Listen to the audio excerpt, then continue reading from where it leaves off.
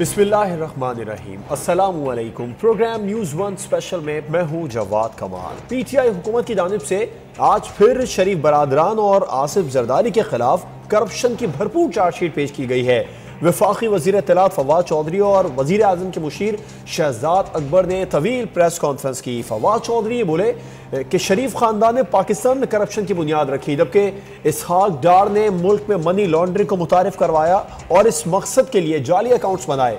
शरीफ खानदान की तर्ज पर आसिफ जरदारी ने भी करप्शन की, यहाँ तक कि आसिफ जरदारी ने करप्शन के लिए बैंक ही खरीद लिया। हुकूमती दावों के मुतवाजी नून लीग और पीपी के रहनुमाओं के खिलाफ नैब की कार्रवाइयाँ भी जारी हैं और रोज नए नए इंकशाफात भी हम देख रहे हैं, सामने आ रहे हैं। अपोजिशन हुकूमती दावों और नैब की कार्रवाइयों को मुस्तरद कर रही है और मुसलसल मुस्तरद कर रही है। बढ़ती महंगाई को बेबुनियाद करार दिया और हुकूमत गिराने मुत्तहिदा अपोजिशन की तहरीक चलाने की बातें ये अपोजिशन की जानिब से हो रही हैं। फजलुर रहमान काफ़ी मुतहरिक एक बार फिर से 3 से 4 महीने के वक्फे के बाद वो दिखाई दे रहे हैं। इस पर वज़ीर आज़म इमरान खान ने कहा है कि मनी लॉन्ड्रिंग करने वाले ऐसे बर्ताव करते हैं जैसे बदनाम किया जा रहा हो। अब इसी तनाजुर में वज़ीर ख़ारजा शाह महमूद कुरैशी ने भी हुकूमत गिराने के ख्वाहिशमंदों को 5 साल सब्र का मशवरा दिया और ये कहा कि महंगाई की वजह पीटीआई हुकूमत को करार नहीं दिया जा सकता है। अपोजिशन के खिलाफ हुकूमती चार्जशीट के हक़ाइक़ किस हद तक दुरुस्त है और अपोजिशन का मौक़िफ़ किस हद तक काबिल तवज्जो है, इन तमाम तर मामलात पर बात करेंगे आज के न्यूज़ वन स्पेशल में। हमारे साथ मौजूद है कराची स्टूडियो में पाकिस्तान पीपल्स पार्टी के रुकने सिंध असेंबली जावेद साहिबा और पाकिस्तान तहरीक इंसाफ के रुकने पंजाब असेंबली मोहम्मद सत्तार रज़ा साहब। इसके अलावा तमाम स्टूडियो से हमें ज्वाइन करेंगे अब से कुछ देर बाद मुस्लिम लीग नून के MNA निसार चीमा साहब। शादिया साहब, आपसे आगाज़ करना चाहूँगा। वज़ीर इत्तलात फवाद चौधरी साहब ने आज प्रेस कॉन्फ्रेंस की और एक बार फिर से अपोजिशन पर तनकीद की। ये भी कह दिया कि शरीफ खानदान ने मुल्क में करप्शन की बुनियाद रखी, जबकि उनकी तर्ज पर जरदारी ने भी करप्शन की। क्या आप इस पर जवाब देंगे? बिस्मिल्लाहिर्रहमानिर्रहीम। पहले तो फवाद चौधरी साहब पहले जरदारी साहब को भी डिफेंड करते रहे हैं, उस वक़्त उनको ये हक़ाइक़ का नहीं पता था। और दूसरी बात ये कि इनके पास तो सर्टिफाइड मनी लॉन्ड्रर है। सुप्रीम कोर्ट ने सर्टिफिकेट दिया जहांगीर तरीन साहब को।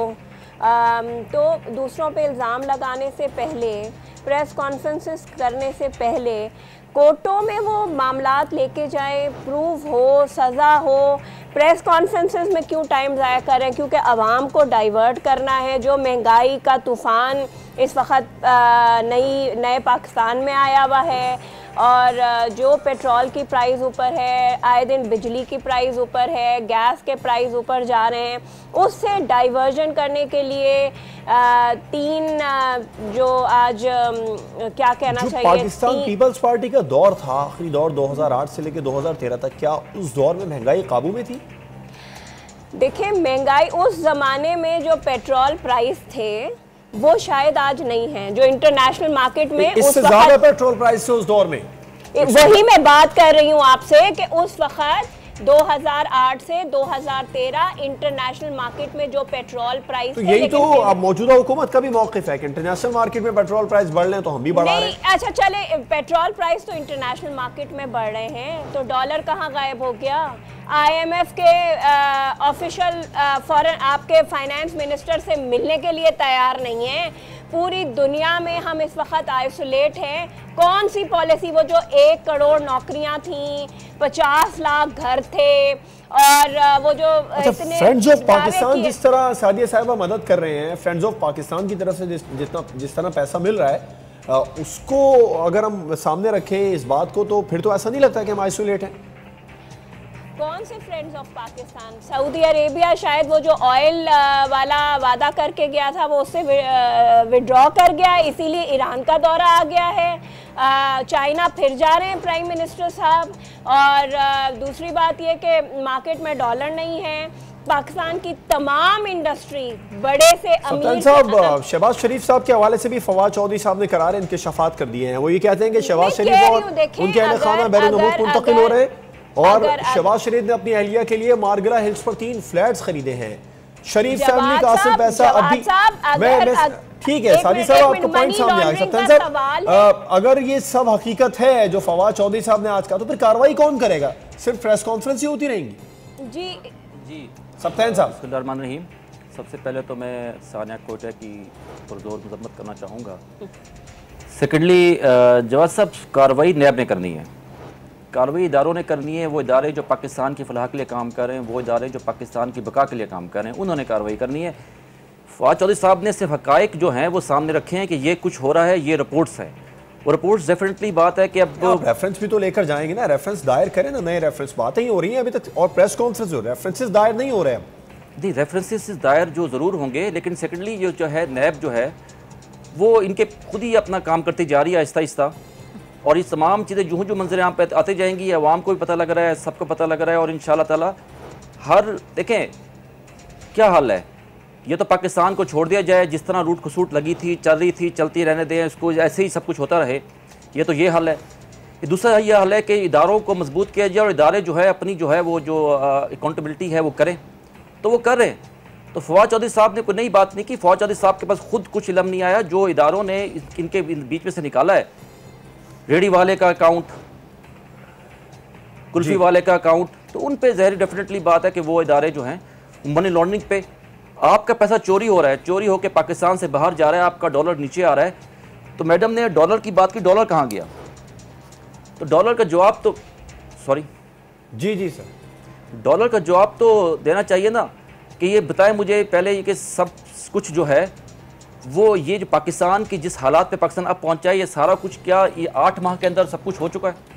ये 8 माह में वो ऐसा कौन सा तमाशा हुआ है जिसके ज़रिए जो है एकदम सारी सूरत हाल डाउन हुई है? ये 8 माह की कहानी नहीं है, ये पिछली 10 साल की कहानी है, जिसको जाली तरीके से फेक अकाउंट के फेक मईशत के जरिए बहाल किया गया था। अगर आपकी हुकूमत के दावे वादे जो इलेक्शन 25 जुलाई से पहले तक के थे, 2 दिन पहले तक के, कि बस आते ही सब कुछ ठीक हो जाएगा, 90 रोज की बातें हो रही थी, आपकी आवाज नहीं आ रही, हो गए, लाइन ड्रॉप हो गई, लाइन ड्रॉप हो गई।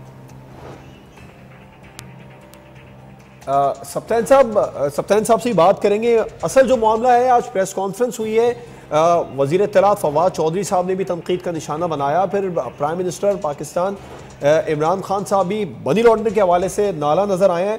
निसार चीमा साहब ने हमें ज्वाइन किया, पाकिस्तान मुस्लिम लीग नून के MNA हैं। चीमा साहब, आप क्या कहेंगे? आज फवाद चौधरी साहब ने प्रेस कॉन्फ्रेंस की है, एक बार फिर से इल्ज़ामात लगाए गए हैं अपोजिशन पर, यह कहा है कि जो पिछले 10 साल गुजरे हैं वो तमाम तर 10 साल अच्छे नहीं थे, महंगाई, डॉलर मुस्तहकम ना होने के जिम्मेदार नवाज शरीफ और जरदारी हैं।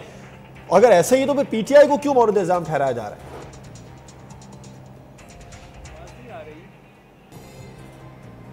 चीमा साहब भी हमें सुन नहीं पा रहे हैं। एक ब्रेक की तरफ जाएंगे, जिसके बाद मामले को आगे बढ़ाएंगे। प्राइम मिनिस्टर साहब भी आज खासे नाला नजर आए हैं मनी लॉन्ड्रिंग के हवाले से। उन्होंने कहा कि मनी लॉन्ड्रिंग के हवाले से सवाल करो तो नाराज हो जाते हैं। एक ब्रेक के बाद इस पर बात होगी। Welcome back. हमें ज्वाइन किया है पाकिस्तान मुस्लिम लीग नून के MNA निसार चीमा साहब ने। सर बहुत शुक्रिया। फवाद चौधरी साहब ने ये कहा है कि महंगाई, डॉलर मुस्तहकम ना होने के जिम्मेदार नवाज शरीफ हैं, और उन्होंने साबिक सदर आसिफ जरदारी को भी तनकीद का निशाना बनाया। अगर ऐसा ही है तो फिर PTI को क्यों मौरूद इल्जाम ठहराया जा रहा है नून लीग की जानिब से? ये जवाब साहब, जो असल सूरत हाल है वो ये है कि अवाम को जो PT की लीडरशिप ने सब्ज़ बाग दिखाए वो तो एक डरावना ख्वाब बन के रह गया है। जो जो इन्होंने वादे किए, जो जो इन्होंने ऐलान किए और जो रिलीफ देने के बड़े बड़े इन्होंने दावे किए, वो सारे के सारे हवा हो गए। और उल्टा ये है कि अवाम पे इन्होंने महंगाई के ऐसे बम गिराए हैं जिनकी मिसाल हमारे मुल्क की तारीख में नहीं मिलती। और बार बार एक के बाद दीगरे हर चीज़ की कीमत बढ़ी है, आपके सामने है। गैस की कीमत, पेट्रोल की कीमत, बिजली की कीमत, और डॉलर जो है वो 104-5 से 140 तक चला गया है, जिसकी वजह से हर चीज़ की कीमत बढ़ी है। और अवाम तो बिल्कुल बेचारे पिस के रह गए हैं, और अवाम के लिए जीना दोबर कर दिया इन लोगों ने। और मैं तो अभी 2 दिन पहले अपने हलके से आया हूँ। गरीब आदमी जो है वो उसके लिए तो अपने यूटिलिटी बिल्स देना जो है वो मुमकिन नहीं रहा। और अवाम तो इस कदर मुश्किल हैं, इतने परेशान हैं, इस कदर टेंशन में है कि, और वो मैं आपको बताऊं कि अगर मौजूदा हुकूमत के बयान देखें और आप जिस माशी सूरत हाल की तरफ निशान नहीं कर रहे हैं, असद उमर साहब कह रहे हैं डार साहब की नाकिस पॉलिसियां थी, उन्होंने गलत अदाद शुमार पेश किए। नहीं, मेरी बात सुन ले। नहीं, देखें, बात यह है कि हमने तो एक स्टेबल हालत में इकानमी इनके हवाले की, और वर्ल्ड बैंक और IMF की रिपोर्ट है, मौजूदा हुकूमत ही कह रही है कि हम जो एदाद-ओ-शुमार पेश कर रहे हैं वो बिल्कुल ठीक एदाद-ओ-शुमार है। PMLN ने धोखा दिया आवाम को, इसहाक डार साहब 5 साल आवाम से धोखा नहीं करते रहे, सही एदाद-ओ-शुमार ही पेश नहीं किया उन्होंने। 2017 के साथ पाकिस्तान की इकॉनमी के हवाले से बेहतरीन साल थे। हमने हमारे दौर में GDP 5.8 पे थी, इनके दौर में 4 से नीचे आ गई, और अगले साल जो इंटरनेशनल एजेंसी तो कर्जा कहाँ पहुंचा सर, ये बताएं। नीचे आ जाएगी बदकिस्मती। अच्छा, कर्जे जो हैं इन्होंने अंदाजा कर लें कि हमारे दौर के भी देखे, पीपल्स पार्टी के दौर में भी देखे, इन्होंने 8 महीने में जो कर्जे लिए हैं हमारे मुल्क की तारीख ये तो ये कह रहे हैं हमने 8 महीने में अभी तक एक भी बेल आउट पैकेज नहीं लिया, यानी हाईएस्ट लेवल है लोन्स का। आज तक पाकिस्तान की किसी हुकूमत ने इतने कर्जे नहीं लिए 8 महीने में जितने इन्होंने लिए हैं। इन्होंने तो सारे रिकॉर्ड तोड़ दिए हैं, और लेकिन चूंकि अवाम को रिलीफ नहीं दे सके, अवाम बिल्कुल पिस के रह गए। अवाम जो है वो एक उन्होंने तहिया किया हुआ कि आइंदा इलेक्शन में इनको निशान इबरत बनाना है।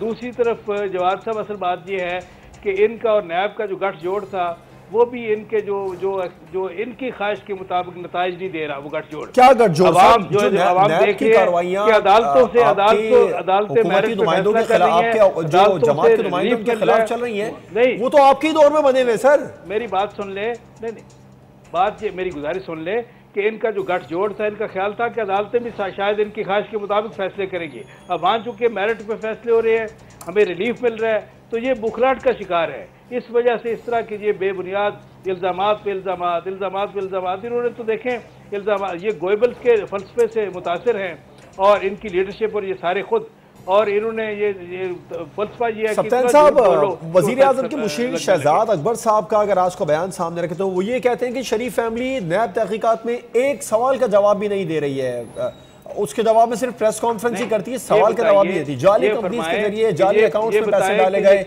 इन इंकशाफात की रोशनी में ये बताइए नैब कोई कार्रवाई नहीं कर पा रहा। मेरा आपसे सवाल ये है कि क्या नैब प्रोसिक्यूशन में कोई खामी है, प्रोसिक्यूशन कमजोर है? ये फरमाएं कि अगर ये काबिल होते, सप्तान साहब आप इस पर रिस्पॉन्ड करें। अदालतों में साबित करते, अदालतों में आज तक कोई एक भी ये सप्तान साहब आपको मेरी आवाज आ रही है? बुखलाहट का शिकार है। जी सर। सर आप इस पर क्या कहेंगे? शहजाद अकबर साहब ने कहा है कि शरीफ फैमिली नैब तहकीकात में सवाल का जवाब नहीं देती है, जाली कंपनीज बनाई गई, बैरून मुल्क अकाउंट्स में पैसे डाले गए, तो कार्रवाई भी इस हवाले से ठीक से नहीं हो रही है ना। नैब प्रोसिक्यूशन में कहीं ना कहीं तो खामी है। सर गुजारिश है जवाद साहब, मैं आपको पहले तो बताना चाहूँगा कि जो चीमा साहब ने कहा है सब्ज़ बाग दिखाए, वादे किए, साजिद साहब ने कहा कि 50 लाख घर और 1 करोड़ नौकरियाँ कहाँ गई। तो मेरा ये है कि जो सब्ज़ बाग जो PTI की गवर्नमेंट ने, हुकूमत ने, PTI ने जो वादे किए आवाम से, क्या वो सारे 8 माह में पूरे करने के लिए किए थे? वो 5 साल में पूरे करने थे। वो 1 करोड़ नौकरियाँ 5 साल में कर रहे थे। 1 करोड़ नौकरियाँ 5 साल में देनी है, 50 लाख घर 5 साल में बनाने। ये हमने कोई 8 महीने में पूरा करने के लिए नहीं किया गया था वादा, ये हमने 5 साल का एक प्लान दिया था कि हम ये करेंगे। दूसरा पेट्रोल का मैं इनका ये जवाब ये दूंगा कि चीमा साहब को, चीमा साहब गुजारिश ये है कि आप ये खुद बताएं कि पेट्रोल जो है पे आप बताएं कि टैक्स जो है 2018 में 52 रुपये था, क्या उससे बढ़ा है? जब टैक्स नहीं बढ़ा तो पेट्रोल जो महंगा हुआ है, तो उसका मतलब इंटरनेशनल मार्केट है। अगर तो आप ये क्लेम करें कि गवर्नमेंट ने टैक्स बढ़ा दिया है तो पेट्रोल महंगा हो गया, तो then is our fault, government fault है। अगर गवर्नमेंट ने टैक्स नहीं बढ़ाया, उस पर इजाफी चार्जेस नहीं लगाए, तो फिर पेट्रोल अगर महंगा हुआ है तो ये फॉल्ट नहीं है। तीसरा स्टेबल इकॉनमी, स्टेबल इकॉनमी आपने कहा कि हम स्टेबल इकॉनमी देख, जाली फेक इकॉनमी देके गए सारी की सारी। 8% पे आपने अरबों रुपए उठा के रखे हुए थे बैंकों के अंदर ताकि डॉलर ना बढ़ सके। 8% उसका आप लोन दे रहे थे, सूद पे सूद पे सूद पे सूद, कर्जे का सूद। तो ये 8% पे आपने जो रकम दे रखी थी अरबों डॉलर, और जो सिर्फ बैंकों में पड़ी थी, और उसकी वजह से डॉलर को कंट्रोल किया जा रहा था, तो ये इकॉनमी देके गए हैं आप। अब इस चीज़ को दुरुस्त तो करना है ना, जब दुरुस्त तो आज जो शहजाद अकबर साहब ने कहा है कि जाली कंपनीज के जरिए जाली अकाउंट्स बनाएगा, उनमें पैसे डाले गए, अगर इन इंकशाफात की रोशनी में देखें तो नैब कोई भरपूर कार्रवाई क्यों नहीं कर पा रहा है? क्या नैब प्रोसिक्यूशन में खामी? नैब की कार्रवाई बिल्कुल करेगी जी, नैब को करनी भी चाहिए। नैब का काम है, ये मेरा काम नहीं है, यह PTI गवर्नमेंट का काम नहीं है। नैब एक इदारा है, ना वो हुकूमत के अंदर है, वो इंडिपेंडेंट इदारा है, वो अपनी कार्रवाई कर रही है, वो करती रहेगी और सबके खिलाफ करेगी अक्रॉस द बोर्ड।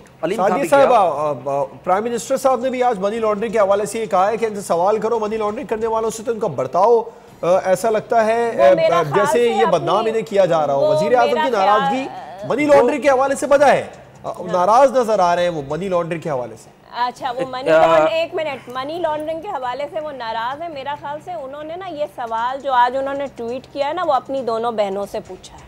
वो दोनों बहनों से नाराज हैं क्योंकि देखे ना, जब टैक्स एमनेस्टी पिछली वाली आई है, आपकी जमात के कायदीन के खिलाफ किया है। नहीं, उन्होंने अपनी बहनों के खिलाफ किया क्योंकि दोनों बहनें आप उनका जवाब देना, जो कराची में फालूदे वाले, रिक्शे वाले, इनके अकाउंट सारे सामने आ रहे हैं, करोड़ों रुपए की ट्रांजैक्शन हो रही है, इसका जवाब कौन देगा? एक मिनट जवाद साहब, फालूदे वाले, रिक्शे वाले या जो भी अकाउंट्स निकले वो ये साबित नहीं हो गए कि वो पीपल्स पार्टी के अकाउंट है या आसिफ जरदारी के। कोर्टों में साबित करना पड़ेगा ना, तो कोर्टों में जाएं। प्रेस कॉन्फ्रेंसेस की जरूरत नहीं है। फवाद चौधरी साहब या वो जो Shahzad Akbar front man of prime minister हैं, वो कोर्टों में जाएं।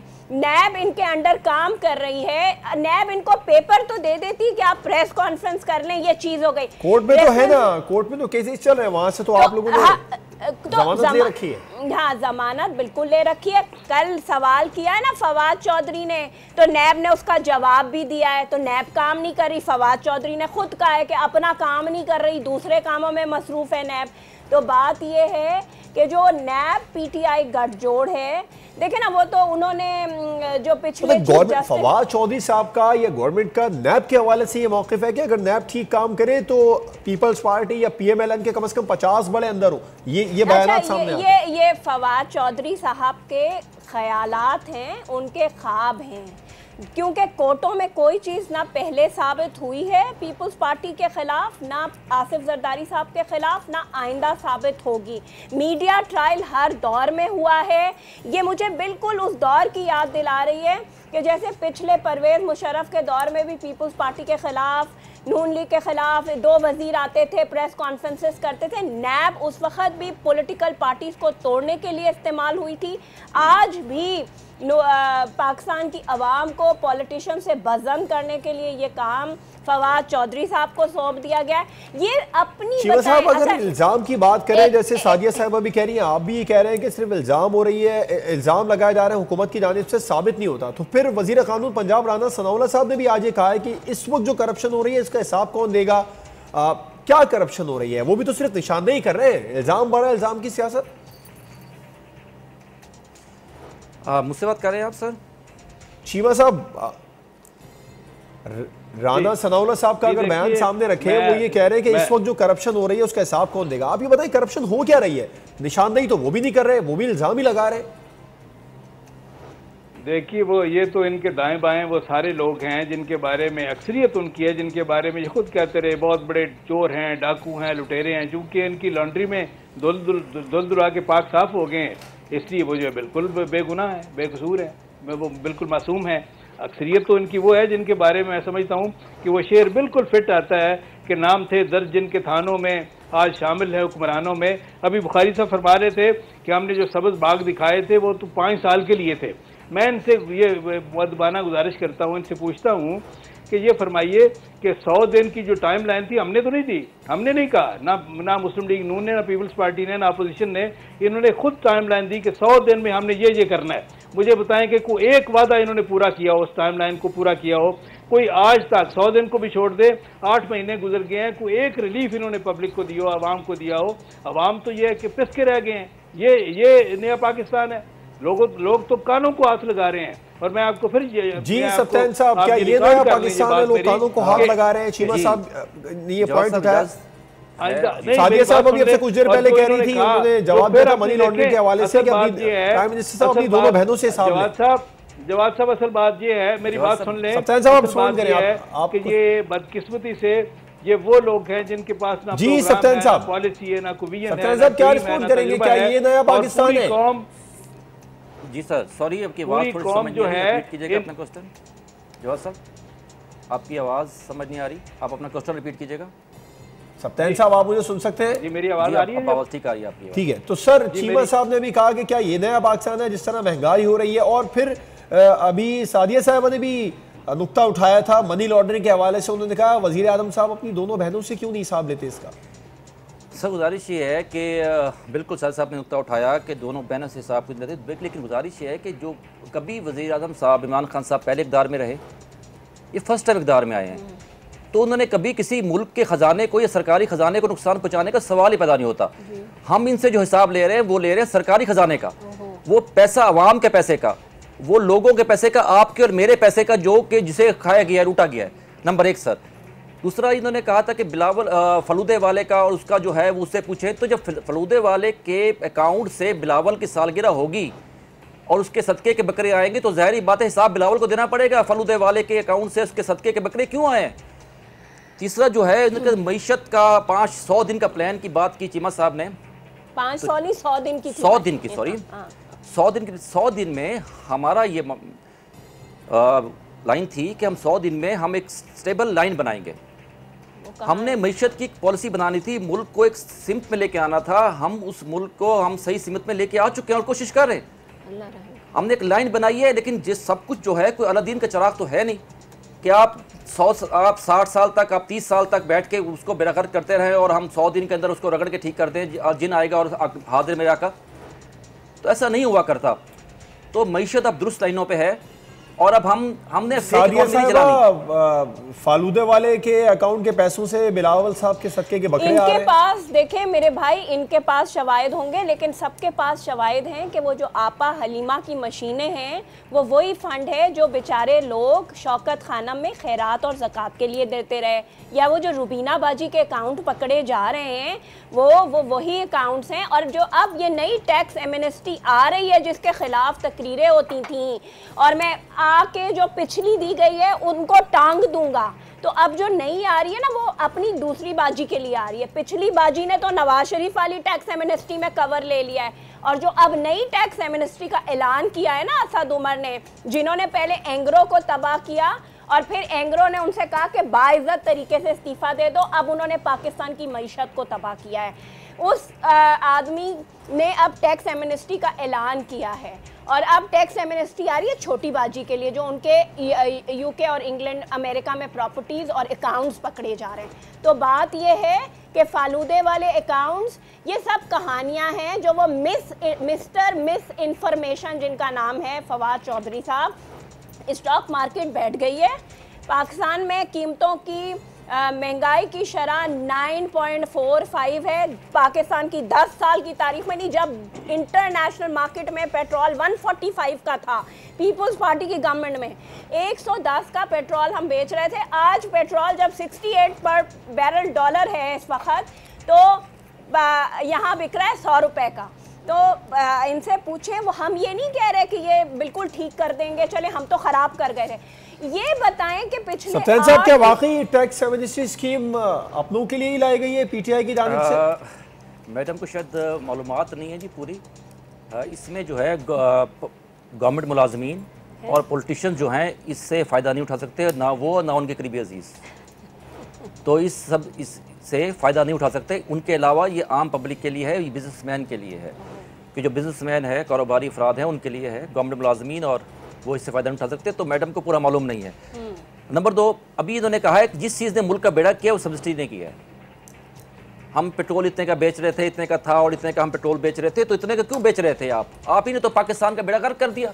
आपने हुकूमत को, मैडम एक मिनट, मार्केट में 145 पर बैरल था पेट्रोल जब हमारी हुकूमत थी। अब मैं बात कर लूँ? जी सर, आप बिल्कुल बैरल था, लेकिन गुजारिश ये है कि ये सब्सिडी ने जो आपने जाली खतूत पे, मैं यही तो मैं एक मसला सबसे बड़ा जवाब सब क्या है पाकिस्तान का, हमने कभी पाकिस्तान के लिए फैसले किए ही नहीं। हमने इलेक्शन टू इलेक्शन सियासत खेली है। एक इलेक्शन आया, हमने इलेक्शन लड़ा, अगला इलेक्शन बल्दियाती आना है, उसकी तैयारी शुरू कर दी, उसके बाद दोबारा इलेक्शन आना है, उसकी तैयारी शुरू कर दी।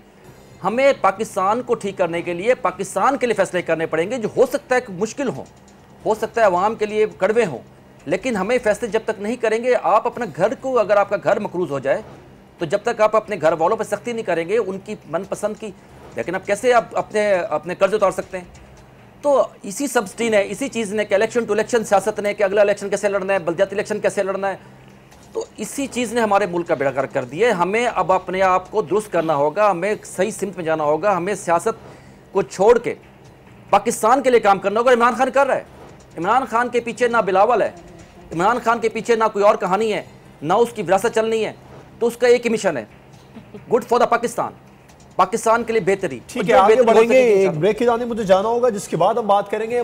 खारदा शाह महमूद कुरैशी साहब ने आज ये कहा है कि साबिक वजीर ख़जाना इसहाक डार साहब ने मसनूई तरीके से जो डॉलर के रेट हैं उन्हें मुस्तहकम रखा था और गुज़िश्ता 10 साल की हुकूमत ने मईशत को तबाह किया है। इस पर बात होगी एक ब्रेक के बाद। ब्रेक के बाद एक बार फिर से खुशामदीद। वज़ीर ख़ारजा शाह महमूद कुरैशी भी कहते हैं कि महंगाई की जिम्मेदार PTI हुकूमत को करार नहीं दिया जा सकता है। गुज़िश्ता 10 साल की हुकूमतों ने मईशत को तबाह किया है। उन्होंने इसहाक डार पर अरबों रुपए की जो मसनूई तरीके से डॉलर है या मईशत है उसको मुस्तहकम रखने का इल्ज़ाम लगाया। चीमा साहब, जो एदाद-ओ-शुमार इसहाक डार बताते थे उनके जाने के बाद वो एदाद-ओ-शुमार गलत साबित हुए। अगर नहीं तो फिर केयर टेकर हुकूमत जो थी उसके होते हुए डॉलर 125 तक पहुंच गया था। जवाब साहब, मेरी गुजारिश ये है कि मुझे काइंडली मैं हमारे साथ नैब वाला सलूक ना करें, मुझे कम से कम टाइम तो सही दें। मुझे मेरी बात यानी बात करने का मौका तो फराहम फरमाएं। बात ये है कि जो फवाद चौधरी साहब फरमाते हैं, जो कुरैशी साहब फरमा रहे हैं, देखें वो तो बिल्कुल ही बेबुनियाद बातें हैं। हमने जिस हालत में इनको इकॉनमी इनको हैंड ओवर की, देख लें हमारे दौर में हमने ना गैस की कीमत बढ़ाई ना बिजली की कीमत बढ़ाई। जब हमने टेक ओवर की गवर्नमेंट पीपल्स पार्टी से, तो उस वक्त जो पेट्रोल की कीमत थी, जब हमने गवर्नमेंट छोड़ी तो उस वक्त उससे बहुत कम थी कीमत पेट्रोल की। डॉलर जो है अगर हमने बकौल इनके मसनूई तरीके से रखा हुआ था स्टेबल, तो ये भी करके दिखाते। असल बात यह है कि देखें जो फैक्ट्स एंड फिगर्स हैं वो झूठ नहीं बोलते। देखें बात यह है कि वर्ल्ड बैंक और IMF की रिपोर्ट है, और मैं अपनी तरफ से नहीं कह रहा, और ये खुद मानते हैं ये कि इनमें जो लोग हैं जिनमें ज़रा भी कोई, अगरचे तहरीक इंसाफ का इंसाफ से तो कोई ताल्लुक़ नहीं है, लेकिन इनमें अगर कोई मुनसिफ मिजाज आदमी है तो वो ये मानता है कि हमने जब इनको इकानमी हैंड ओवर की, मईशत हैंड ओवर की, GDP ग्रोथ 5.8 पे थी, अब 4 से नीचे आ गई है, और अगले साल 3 से नीचे आने की तवक्को है बदकिस्मती से। उस पर हुकूमत का मौके पे हमने लॉन्ग टर्म पॉलिसी बनाई है। अब फवाद चौधरी की मेहरबानी करके सिर्फ 2 मिनट जवाब साहब, सिर्फ 2 मिनट। अच्छा, इन्फ्लेशन 4 पे थी, 8 पे चली गई। इन्वेस्टमेंट जो फॉरेन इन्वेस्टमेंट इनके दौर में हमारी निस्बत 50% से ज़्यादा कम हुई है, अंदाज़ा कर लें।